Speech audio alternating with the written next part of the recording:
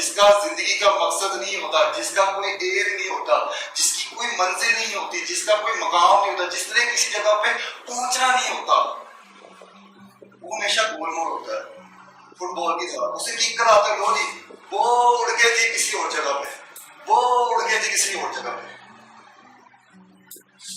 ठीक है ना। वो गोल मोड़ होता है जिसका गोल नहीं होता। यहाँ पे मैं कह रहा हूं, मैं आपके साथ कोई गोल बना के लिखवा के जस्टिफाई करके फिर जाऊंगा। मैंने आपसे पूछा कि आपके गोल क्या है, ठीक है। अच्छा, गोल बनाने का पहला फायदा क्या होता है?